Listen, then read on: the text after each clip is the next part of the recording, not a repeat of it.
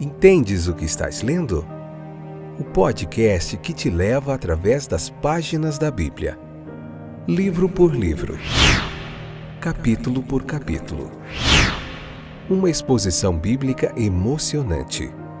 Aperte os cintos e embarque comigo nesta viagem.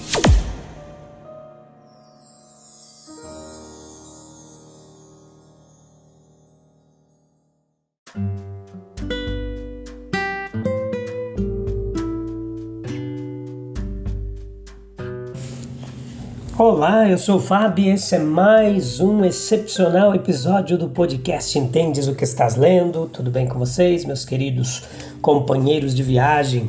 Sempre estão conosco aí nesse propósito, objetivo, desejo de aprender mais da palavra de Deus, do texto bíblico. E esse é o nosso objetivo aqui, mergulhar no texto bíblico com a ajuda de muita ciência, muita teologia, com inspiração, direção do Espírito de Deus, unindo fé, razão, para extrair o máximo aqui do que Deus tem reservado para as nossas vidas. Hoje é Números, capítulo 14, parte 1, episódio de número 529. Esta é a 7ª temporada, onde a gente está aprendendo bastante aqui da jornada do povo de Israel. Logo depois que eles saíram do Egito, teve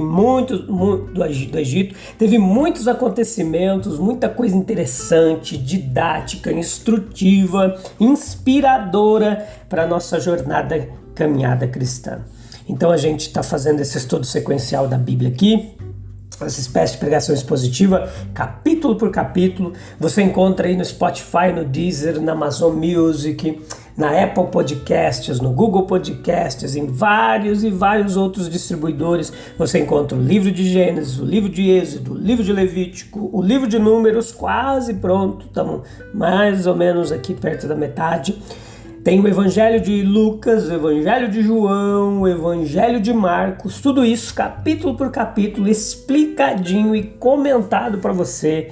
Há mais de 2 anos que a gente está aqui nesse trabalho árduo, mas muito gratificante, porque eu sou o que mais aprendo, revejo, revisito textos bíblicos, histórias que às vezes fazia até um certo tempinho que eu não estava lendo, e a gente vai revendo e é isso, tá bom? Então vamos lá? Prontos, prontas? Leia o capítulo, vem pra cá, convida mais gente e vamos aprender da palavra de Deus, porque é muito bom aprender e ler o texto bíblico.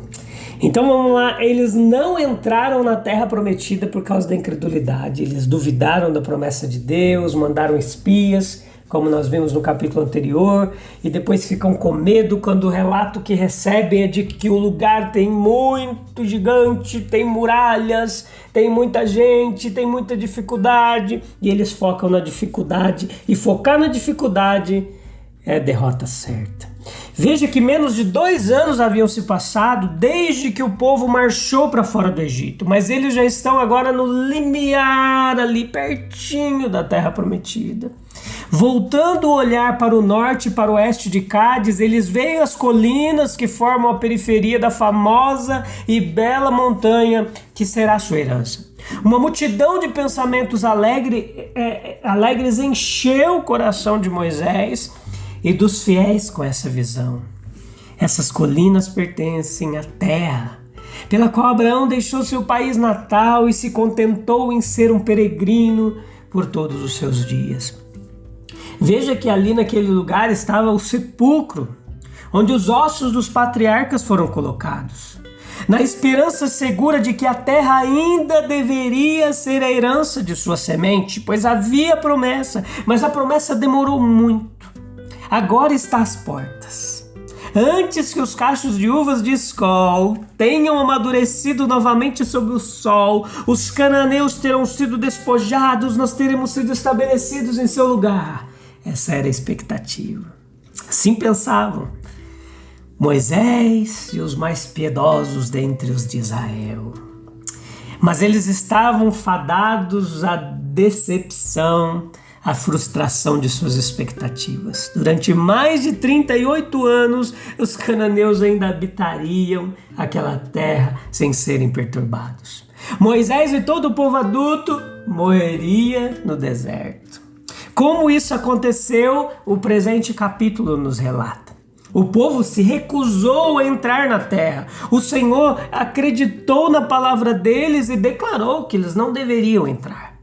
Esse é um princípio do governo de Deus, aprenda. O apóstolo Paulo, ele próprio, lá quando ele escreve à igreja situada na cidade de Colossos, aos Colossenses capítulo 4, versículo 5, ele diz, olha, aproveite as oportunidades. O próprio apóstolo Paulo, ele próprio, o exemplo eminente da prontidão resoluta que ele recomendava, costumava dizer, aproveite as oportunidades, isto é, aproveitar a ocasião enquanto ela serve. Aproveite a oportunidade. Saber quando avançar não é uma pequena parte da sabedoria cristã. Avançar resolutamente quando chegar a hora não é uma pequena parte da virtude cristã.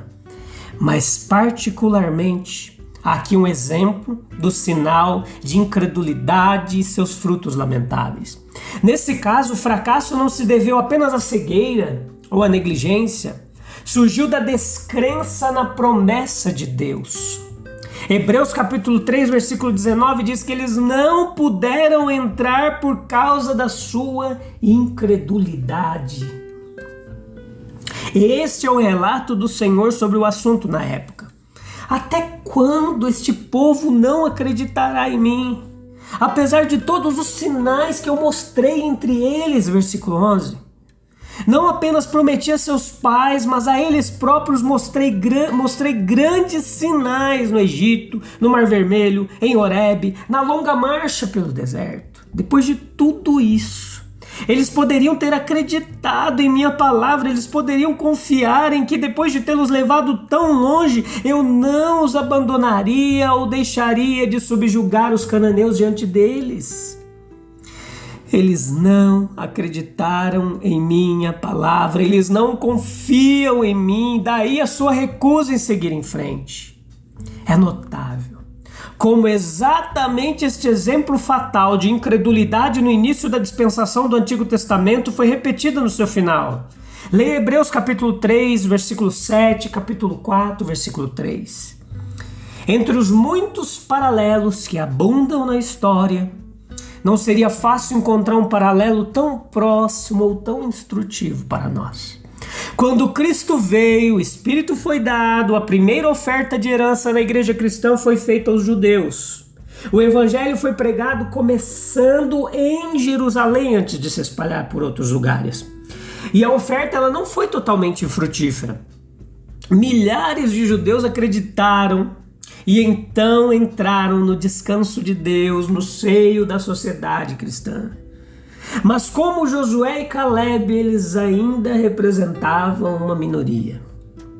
A grande massa do povo rejeitou a Cristo e não pôde entrar por causa da incredulidade. E qual foi a consequência? A condenação foi pronunciada. Eles não entrarão no meu descanso. Acreditamos de fato que a destruição não é definitiva, assim como os filhos da geração incrédula que caiu no deserto entraram em Canaã sob o comando de Josué, os judeus um dia serão salvos. Há outra visão do assunto que atinge todos aqueles a quem o evangelho da graça de Deus foi pregado. Aqui está a lição deduzida no Salmo 95 do capítulo em questão. Hoje, se você ouvir a voz dele, não endureça o seu coração. Eu posso imaginar que pode haver entre nós alguns a cujos corações Deus tem falado. Ele tomou você pela mão, ensinou-lhe algo sobre o fardo, a imundícia e o peso do pecado.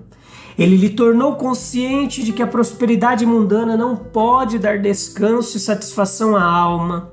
Ele despertou em você desejos por uma porção mais digna. Ele colocou diante de você Cristo e sua salvação. E se for assim, meu querido, não deixe o assunto ficar no meio de uma indecisão. Atrasos são perigosos. Sim, Porque eles provocam o Espírito de Deus. Deus colocou diante de você uma porta aberta, mas não permanecerá aberta para sempre. Pode não permanecer aberta por muito tempo. Quando os homens não ouvem o convite de Cristo, vinde a mim e eu vos aliviarei. Ele não repete para sempre, ele fecha a porta e diz: eles não entrarão no meu descanso, porque rejeitaram. Agora o texto nos apresenta Moisés na brecha, ou o poder da oração intercessória, nós poderíamos intitular aqui. As orações da Bíblia abrem um campo de estudo singularmente incessante, instrutivo para nós. Uma coisa particularmente notável neles é que uma proporção tão grande é intercessora. Uma grande porção das orações que nós vemos na Bíblia. A oração mais antiga da qualquer extensão registrada nas Escrituras é a de Abraão, em Gênesis 18, que é uma intercessão por Sodoma. E parece que, embora toda espécie de oração seja bem-vinda no céu, uma acolhida peculiarmente graciosa é preparada para as orações em que o que pede se esquece de si mesmo por algum tempo no ardor do seu desejo pelo bem dos outros. É uma conexão com a ordem de orar uns pelos outros, que a garantia é dada. Tiago capítulo 5, versículo 16, a oração fervorosa e eficaz de um homem justo vale muito. Pode-se perceber que as orações intercessórias dos santos da Bíblia, elas foram registradas nas Escrituras pelo Espírito Santo com cuidado peculiarmente afetuoso. Nesse tipo mais elevado de oração, Moisés se destacou. Durante a sua longa liderança do povo, os perigos externos e os murmúrios vindos do próprio povo deram ocasião frequente para depreciar a ira de Deus e invocar a sua ajuda. E Moisés nunca deixou de estar à altura de tais ocasiões. Suas intercessões, elas estão entre as mais instrutivas já registradas. A ocasião da presente oração foi que o povo finalmente alcançou o limiar da terra prometida. Mas além desse limiar ali, daquele limite, eles não avançarão. Desacreditando da promessa, primeiro eles insistiram em enviar espiões, e então quando os espiões voltaram, eles deram ouvidos a um mau relatório. Eles até propuseram apedrejar Moisés, escolher um novo líder e voltar ao Egito.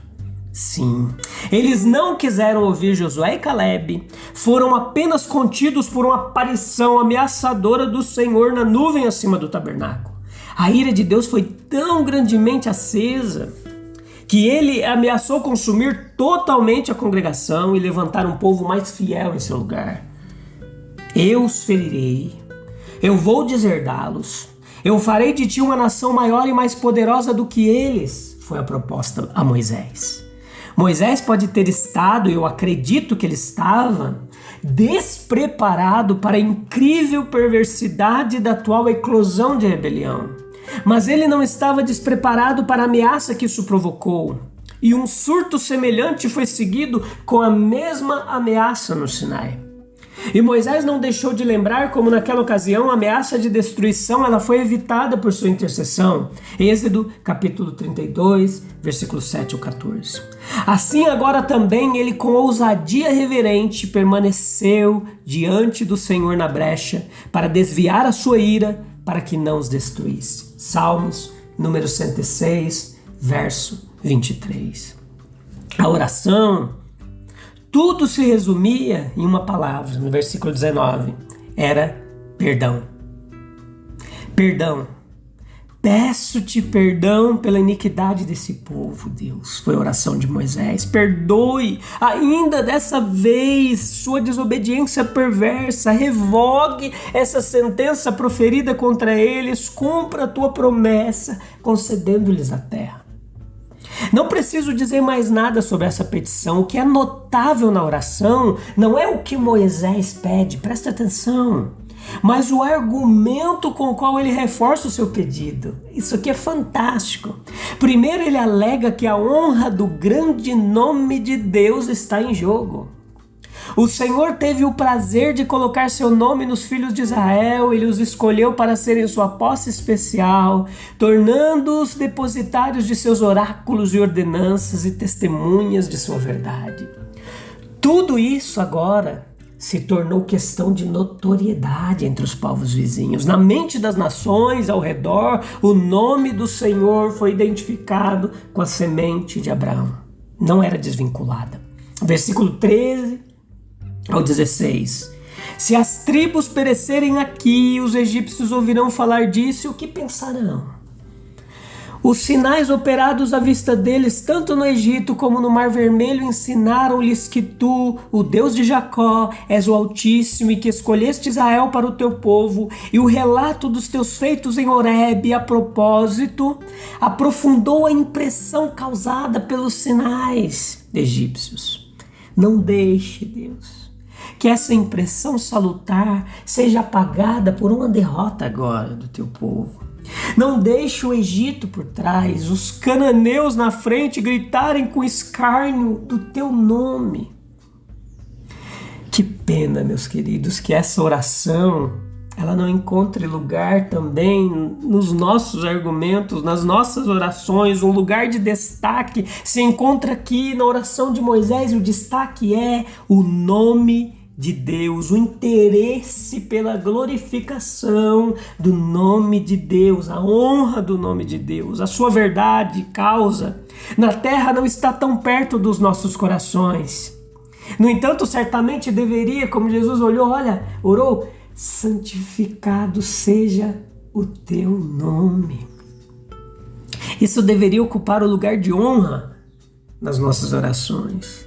Mais particularmente, meus queridos, nós devemos nos proteger contra tudo que possa trazer reprovação à verdadeira religião na visão do mundo exterior, aqueles que olham de fora. Os cristãos, eles devem andar com sabedoria para os que estão de fora, não é o que nos ensina a Bíblia.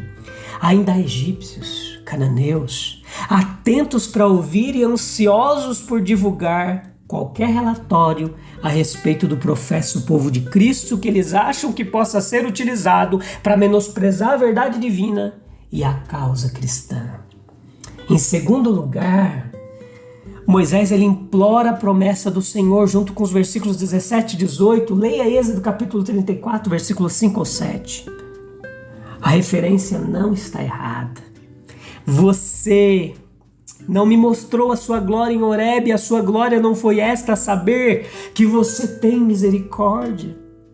Você não me declarou que o seu nome é o Senhor Deus, misericordioso, perdoador de iniquidade e de transgressão.